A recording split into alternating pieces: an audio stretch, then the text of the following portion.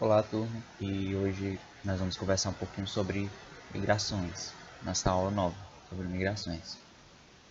Primeiramente, que migrações não é algo majoritariamente recente. A migração ela já está presente na humanidade desde o seu surgimento, até porque os primeiros seres humanos, como vocês sabem, eles eram nômades, portanto eles precisavam se locomover de lugar a lugar em busca de alimentação, em busca de proteção. As alterações ambientais estavam constantemente expulsando esses seres humanos primitivos para outros lugares. Quando fazia frio demais, eles tinham que migrar. Quando algum predador mais forte aparecia, eles tinham que migrar também. Era um povo nômade e a gente pode ver primeiramente aí um termo de migração, primeiramente, né? Na nossa sociedade atual, a migração ela continua basicamente no mesmo sentido, em busca de uma qualidade de vida melhor ou então fugindo de algum perigo, né? Só que diferente dos tempos primitivos, hoje a gente tem os transportes, tem as comunicações, né? Tem pessoas que migram para poder enviar um pouco de renda para sua família no local de origem. Tem pessoas que migram por uma qualidade de vida melhor ou então estão fugindo de guerras. Por toda a parte do mundo tem pessoas que estão migrando, tem pessoas que precisam migrar. E aí a gente assemelha exatamente a esses povos nômades no sentido de uma qualidade de vida melhor que eles buscam, né? Uma alimentação melhor, ou então fugindo de algum perigo que eles tenham. E o que é migração? O conceito de migração é um movimento horizontal ou a mobilidade espacial da população. É o deslocamento de pessoas. Pessoas que vivem em um determinado lugar, elas saem, isso é migração. Elas vêm de tal lugar, isso é migração também. Se uma pessoa está no Brasil e ela sai para outro país, ou se uma pessoa está no Ceará e vai para São Paulo, em relação a nós chamamos essa pessoa de emigrante, com E. Já se um japonês vem passar um tempo no Brasil, ou se se um paulista vem passar um tempo no Ceará, a gente diz que ele é imigrante, com I. O que caracteriza a migração é um fator de repulsão que incentiva aquela pessoa a sair do seu determinado local de origem. Por que as pessoas saem do Ceará e vão para o Rio de Janeiro, para São Paulo, em busca de trabalho? Por quê? Porque no Nordeste a gente tem um fator de repulsão que é o desemprego. Isso está mudando com o tempo, mas é um forte fator de repulsão, é o desemprego. Você vai no Oriente Médio, tem certas regiões que estão vivendo conflitos políticos, conflitos étnicos, por exemplo.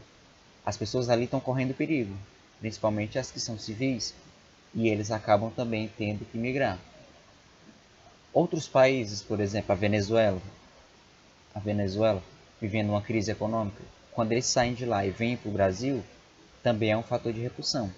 Ou então tragédias naturais, como vocês podem lembrar, a tragédia na barragem de Mariana fez com que a população do local ela fosse para outros lugares. E isso é migração. Toda migração ocorre quando tem um fator de repulsão. Esse fator de repulsão ele pode ser positivo, né, entre aspas, ou negativo. A maior parte é negativo, que são esses que eu falei para vocês. Os conflitos políticos, étnicos, religiosos, as epidemias, as crises econômicas, as tragédias naturais. Quando é que um fator de repulsão ele pode ser chamado de positivo, entre aspas, mais uma vez entre aspas? Uma pessoa trabalha aqui e ela tem uma oportunidade de emprego em outro local. Vamos supor, um universitário acabou de se formar, ele vira pesquisador e ele está trabalhando em uma empresa no Brasil que ele ganha uma quantidade X de salário. Então oferecem para ele uma oportunidade de emprego em um laboratório de pesquisa lá nos Estados Unidos e oferecem para ele um valor triplo do que ele recebe aqui. E ele tem uma família que precisa dele, que precisa do auxílio dele. Então ele vai. Isso foi um fator de repulsão. Foi, entre aspas, positivo para esse pesquisador, porque ele vai poder ajudar melhor a família dele. E é um fator de repulsão negativo para o Brasil, né? Que não consegue manter seus pesquisadores aqui.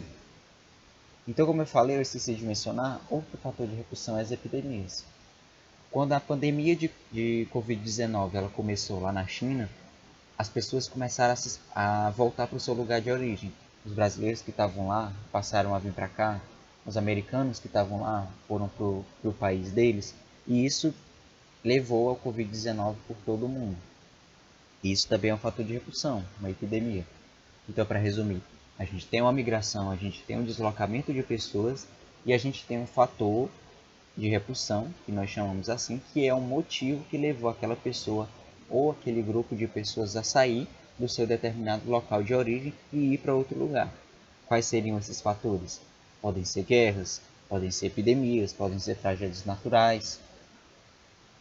E aqueles fatores de repulsão que expulsam uma pessoa do seu lugar de origem para outro, esse lugar que está recebendo essas pessoas, eles vão ter o que a gente chama de fatores de atração. Lembra do exemplo do pesquisador? O que os Estados Unidos têm com seus pesquisadores que o Brasil não tem? Valorização. Isso é um fator de atração para pesquisadores de outros países para virem para aquele lugar. Outra coisa também, salários mais altos em qualquer outro emprego, porque a taxa de câmbio é diferente. Isso é um fator de atração naquele país. Na primeira metade do século XIX, o saldo migratório, o deslocamento migratório, era principalmente da Europa e Ásia para a América e Oceania. Por que isso? Lembre bem que a gente está falando da primeira metade do século XX. A gente está falando de guerras, a gente está falando de conflitos, a gente está falando de revoluções, de golpes. A gente está falando de instabilidade política, tanto na Europa como na Ásia. Então essas pessoas que viviam lá procuraram abrigo na América e na Oceania. E ao mesmo tempo que estavam ocorrendo esses fatores de repulsão na Europa e Ásia, o que a gente tinha aqui de fator de atração? Lembre da América, lembre do Brasil, lembre das fazendas de café. O governo estimulou trazer trabalhadores da Europa para cá. Eles queriam embranquecer a população, né? E também precisavam de mão de obra para as fazendas de café. E como a Europa estava um caos economicamente, na primeira metade do século XX, esses europeus eles começaram a vir para cá para trabalhar nas fazendas de café. Na segunda metade do século XX, a gente já dá uma invertida, né? Você já terminou a Segunda Guerra Mundial, você já estabilizou a economia na Europa, na Ásia, por exemplo. E aí a gente está vivendo crises econômicas na América Latina, né? Na África, na Ásia, que começou a impulsionar as pessoas em direção aos Estados Unidos e à Europa. Esses têm sido os principais países que têm fatores de atração a partir da segunda metade do século XX. E tem sido assim até hoje. Os Estados Unidos recebem muito latino-americanos, a Europa recebe muito africanos, a Ásia recebe muito africanos também. Não, perdão, a Ásia vai em direção à Europa também. Todas essas pessoas que sofreram um fator de repulsão e foram tiradas à força do seu lugar, à força assim que correm perigo de vida, a gente chama de refugiados. É diferente um migrante que vai trabalhar, sai do Ceará para ir trabalhar em São Paulo, por exemplo, de um migrante que saiu do seu lugar porque está tendo uma guerra e ele está correndo um risco de vida. Ele está sofrendo algum tipo de perseguição.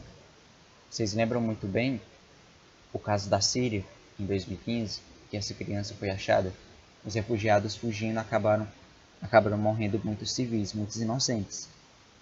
E isso são refugiados. Qual é a diferença dele para os migrantes? Os refugiados eles não têm escolha. Se eles ficarem ali naquele lugar, no seu local de origem, consequentemente, eles vão morrer. Eles estão sofrendo algum tipo de perseguição. Ou pode ter ocorrido algum tipo de desastre ambiental. E aí não tem escolha. Também essas pessoas elas são refugiadas, elas não têm escolha. Se elas não saírem, elas morrem no lugar de origem. O que a gente pode dizer como um desastre ambiental que constrói refugiados? Aqui mesmo no Brasil a gente tem os desastres das barragens, né? Você tem aí como exemplo de refugiado ambiental. Uma outra característica da migração é que você não tem só pessoas que estão saindo dos seus lugares de origem porque precisam ou porque estão sofrendo risco de vida. Você tem constantemente um fluxo migratório turístico. A gente chama de migratório porque as pessoas se deslocam. Todo deslocamento horizontal de uma população do seu lugar de origem para o outro é considerado uma migração. Só que tem esse aspecto, né? O fluxo ele pode ser turístico também. Isso movimenta a economia. E é divertido você viajar, você conhecer outros lugares. você conhecer as realidades de outros lugares. Isso também é um tipo de imigração. Internacionalmente falando, um dos principais fluxos turísticos atuais é na França, Espanha, nos Estados Unidos e Japão. Você também tem o Brasil, de certa forma, nas praias do Nordeste tem um bom número de imigrantes por turismo. Atualmente a gente tem novos fluxos migratórios. A gente sai daquela lógica de obrigatoriamente a América Latina vai para os Estados Unidos, de que a África obrigatoriamente vai para a Europa, de que a Ásia obrigatoriamente também vai para a Europa. Você tem novos fluxos migratórios. Tem muitos países da África que estão vindo para o Brasil, como Angola, por exemplo, tem pessoas de lá que estão vindo para o Brasil. Do Haiti, por exemplo, estão vindo para o Brasil, principalmente depois aquele terremoto que deu lá, as relações entre o Brasil e o Haiti, elas se tornaram mais próximas. O Brasil mandou o exército com ajuda humanitária para lá, os haitianos eles começaram a vir para cá. Então você tem atualmente 220 milhões de imigrantes rodando pelo mundo. Nas décadas de 50 e 70, os Estados Unidos e o próprio Japão eles deram incentivos para que imigrantes fossem a seus países. O que isso quer dizer? Nem sempre os Estados Unidos foi esse país que reprimia imigrantes e não queria nem saber deles. Antes, os Estados Unidos e o Japão eles queriam mão de obra, mas claro, eles queriam mão de obra de qualidade, né? E também porque à medida que eles se desenvolviam, tinham muitos trabalhos como empregado doméstico, por exemplo, que nenhum americano queria. Então eles começaram a trazer imigrantes de fora, trazer imigrantes. Com o processo da globalização, o número de imigrantes, principalmente ilegais, eles aumentaram muito. Então você tem uma repulsão hoje em dia, né? Você tem uma xenofobia. Os Estados Unidos e a Europa, eles têm uma enorme repressão contra as pessoas, contra os imigrantes ilegais. Eles dizem que vão roubar os empregos deles, né? O que eles dizem. E quando você está no seu país e ele não valoriza a sua própria população, acontece esses tipos de imigração. Por que tem tanta imigração hoje em dia? Porque a desigualdade ela está muito grande. Tem países pobres que estão ficando cada vez mais pobres. E muitos outros países que estão conseguindo estabilizar sua economia, eles não valorizam muito seus profissionais, como é o caso do Brasil. Não valoriza seus pesquisadores, como eu citei no exemplo. Esses pesquisadores eles vão atrás de oportunidade de emprego em outros locais, como Estados Unidos, como Europa. E aí você tem uma fuga de cérebros. E qual é o problema dessa fuga de cérebros? Pesquisas que poderiam ser realizadas no Brasil, que poderiam ser descobertas no Brasil, patenteadas no Brasil, fazer com que o Brasil se tornasse um dos principais potências econômicas, comercialmente falando, não se tornam porque o Brasil não aproveita essa sua mão de obra especializada. Ele não aproveita, ele deixa com que fuja. E aí esses pesquisadores com melhores condições em outros países, eles descobrem lá o que tem de descobrir, fazem descobertas, fazem o avanço da ciência nesses países, e eles que ficam com a patente vendem para os outros países. Sendo que a gente poderia ter guardado eles, ter mantido eles, investido neles e feito com que a gente tivesse toda essa mão de obra especializada para a gente. Então, como eu falei, você tem um forte sentimento de xenofobia, principalmente na Europa. O problema é que sempre quando tem uma crise econômica, você procura culpados. Sempre quando acontece alguma coisa com você, você procura culpados. E nos países não é diferente. Quando tem uma crise econômica, eles apontam logo o dedo para os imigrantes. Dizem que eles estão roubando o emprego deles. E sendo que não é tão verdade assim, não é verdade. Porque o emprego que os imigrantes conseguem nesses países, digamos lá, principalmente lá na Europa, são empregos que os europeus eles não querem. São empregos de baixa remuneração, empregos mais braçais, eles não querem. Pode ser lá, pode ser no Japão, por exemplo. E aí, com essa xenofobia, acontece o desemprego, acontece o retorno da intolerância.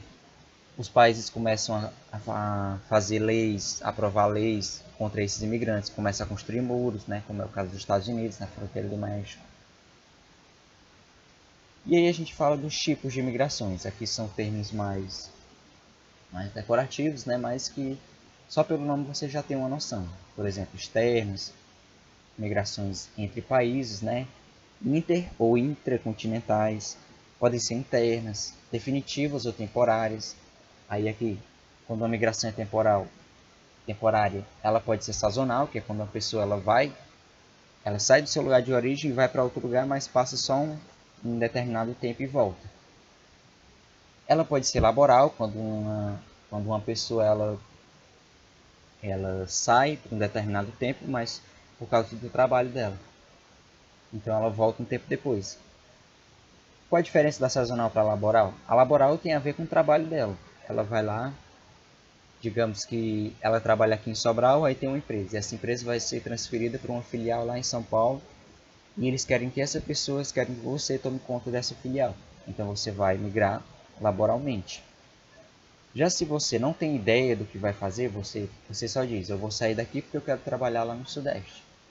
Então você está sendo, só que eu vou passar só um determinado período de tempo. Então você é um migrante sazonal, você vai voltar uma hora. E as turísticas, né, como eu falei. Pode ser voluntárias, né, as turísticas, ou quando você vai porque quer, ou porque precisa, né. E tem as forçadas também, quando você é obrigado a sair, ou você pode morrer, como é o caso dos refugiados. Tem as legais e tem as clandestinas. Outros tipos de migração incluem o êxodo rural, né, quando uma população ela sai do meio rural e vai para o meio urbano. Pode ser um êxodo urbano, mas é muito mais difícil, né? Quando você sai da cidade e vai para o campo. E tem também a migração pendular, que é aquela, por exemplo, que vocês fazem, vocês que não são de Sobral, são de outros municípios, distritos, vocês saem e vão para Sobral todo dia e voltam no final do dia. Isso é uma migração pendular. E aí a gente tem uma questão aqui sobre os tipos de migração. Por isso que eu falei, são termos decorativos e você consegue saber olhando o nome deles, mas é importante porque esse tipo de coisa cai no Enem. Por exemplo, olha essa questão. Os moradores na Noruega poderiam se dar ao luxo de morar perto do trabalho nos dias úteis e de refugiar na calmaria nos bosques aos fins de semana. E sem sair da mesma casa. Bastaria achar uma vaga para estacionar o imóvel antes de curtir o novo endereço. Uma vez implementada, essa proposta afetaria a dinâmica do espaço urbano por reduzir a intensidade do seguinte processo, que seria movimento pendular. Você tem trabalhadores que têm a oportunidade de trabalhar próximo ao seu trabalho. Eles não precisam fazer todo aquele processo de sair de casa, atravessar a cidade, ir até o trabalho e voltar no fim do dia.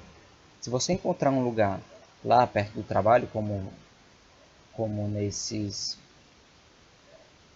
lugares da questão, você reduz a intensidade do movimento pendular.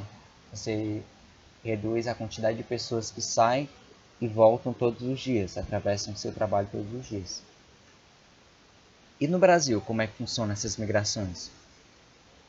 As migrações no Brasil, principalmente internacionalmente falando, elas têm um início principalmente a partir de 1808, com a atração, quando o Dom João VI ele permitiu que estrangeiros eles tivessem terras no Brasil. O objetivo principal disso foi atrair principalmente europeus, né? Eles queriam embranquecer a população. Entre os séculos XVI e XIX você teve o tráfico de escravos, né? Que é um tipo de imigração. Os negros na África eles foram forçados a vir para cá, tiveram suas culturas sacrificadas. Em 1888 tivemos a substituição dos escravos. Então, sem os escravos você precisa de trabalhadores. Os fazendeiros precisavam de trabalhadores. E a solução para isso foi atrair trabalhadores europeus. Óbvio que eram os mais empobrecidos. Os fazendeiros daqui prometiam casa, prometiam salários altos. E esses europeus que eram empobrecidos na Europa, não tinham para onde ir, eles vinham aproveitar essa oportunidade. Só que nem sempre eles se deparavam com boas condições de trabalho por aqui. Em 1934, você tem a Lei de Cotas de Getúlio Vargas. Essa lei dizia que só 2% de todas as pessoas que migraram para o Brasil poderiam ser estrangeiros. Em 1934, a gente tem uma das primeiras leis, e uma das últimas, na verdade, uma das únicas leis protecionistas em relação à imigração no Brasil. Hoje o Brasil é bem aberto à questão da imigração.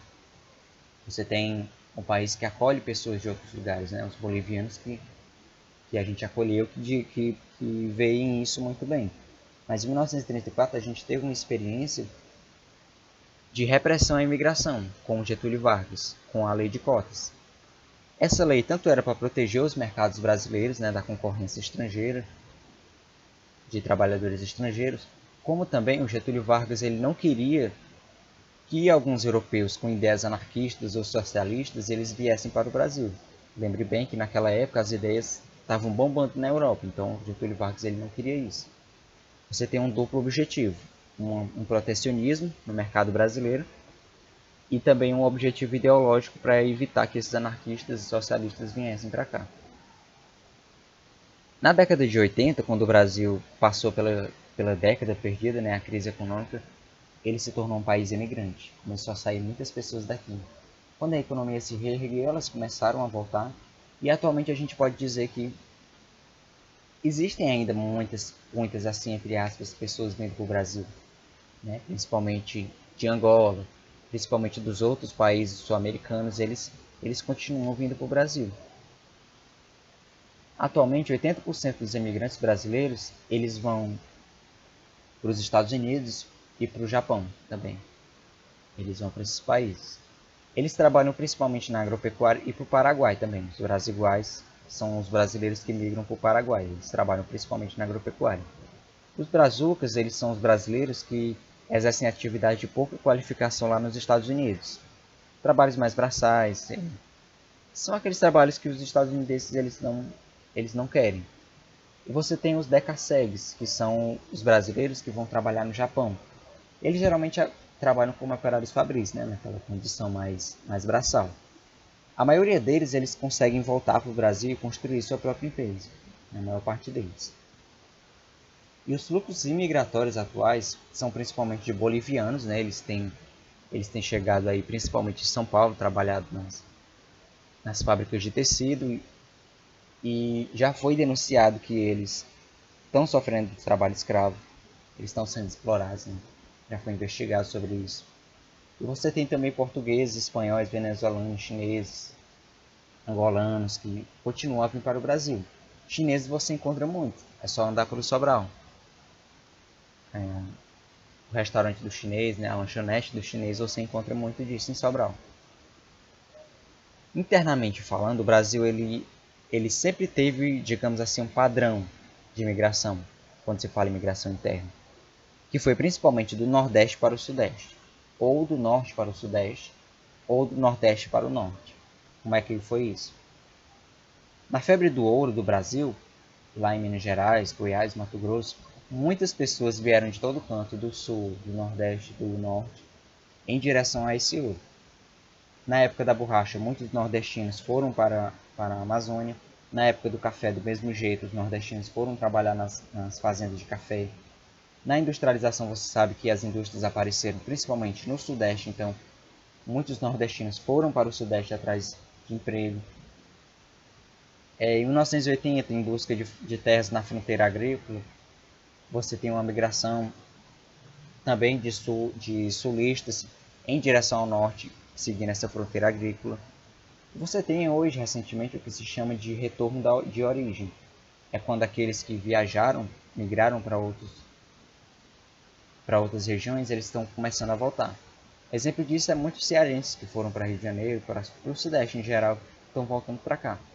Isso acontece porque recentemente o Nordeste tem passado por um grande incentivo à industrialização, né? Você tem incentivos fiscais, redução de impostos, por exemplo, concessão de terras. As indústrias elas estão vindo para o Nordeste. Elas diminuíram, mas elas continuam a vir. E isso está atraindo essas pessoas que saíram do Nordeste, elas estão voltando para cá. De refugiados ambientais, você tem como exemplo que eu já citei os rompimentos da barragem, em Mariana e também em Brumadinho. As migrações intra-regionais no Brasil são principalmente de pequenas cidades para cidades grandes. Pessoas de cidade pequena, por exemplo, elas tendem a ir para cidades maiores em busca de emprego. Pessoas pelas cidades ao redor de Sobral, por exemplo, elas costumam vir morar em Sobral quando estão estudando, quando estão trabalhando. Então é isso, pessoal. Obrigado. Obrigado por assistir essa aula. Eu vou colocar o slide dela no live do Eno. Fiquem bem.